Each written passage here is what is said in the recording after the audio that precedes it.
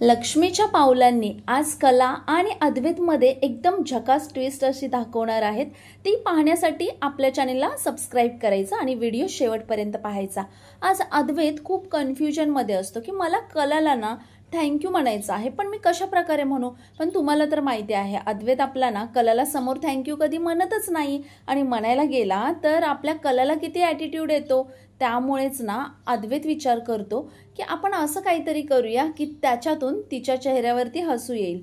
आणि यानंतर तिच्या आईचा कॉल येतो तिला की अगं ती मटक्यांची ऑर्डर होती, ती तू पूर्ण करणार आहेस का, तू त्यांच्याशी बोलून घेतलंयस का की ती कशी करायची आहे, कशी सजवायची आहेत। आता आपल्या चांदेकरांच्या दारामध्ये मटके आणून ठेवलेले असतात आणि ते सगळे मटके ना कला सजवणार असते आणि त्याच्यावरती तिला वेगवेगळी रंगरंगोटी करायची असते। पण हा वेडा थँक्यू म्हणायची पद्धत असते ना, तर तो काय करतो, जातो आणि त्या सगळ्या मटक्यांवरती ना थँक्यूची स्पेलिंग लिहितो आणि त्या प्रकारे तिला थँक्यू म्हणतो।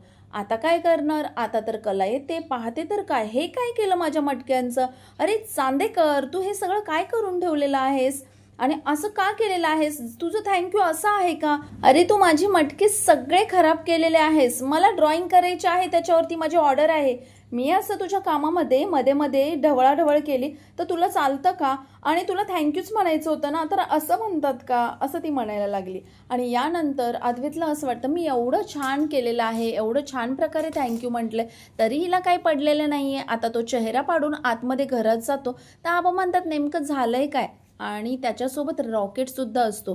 ते रॉकेटला आणि आपल्या चांदेकरला दोघांना पण आपली कला हकलवते आणि मग ते पहिले इथून जायचं, मला माझं काम करू द्या। आता तिथे गेल्यावरती चांदेकर सांगतो बघा ना आबा मी एवढं छान तिला थँक्यू म्हटलं तरी सुद्धा तिला गोडवा नाहीये या सगळ्या गोष्टींचा। मग ते ऐकून घेतात आणि त्याला सल्ला देतात। आता हा सल्ला नेमका काय दिलेला आहे हे पाहण्यासाठी आपल्या चॅनेलला सबस्क्राइब करायचं आणि पुढील अपडेट वेळोवेळी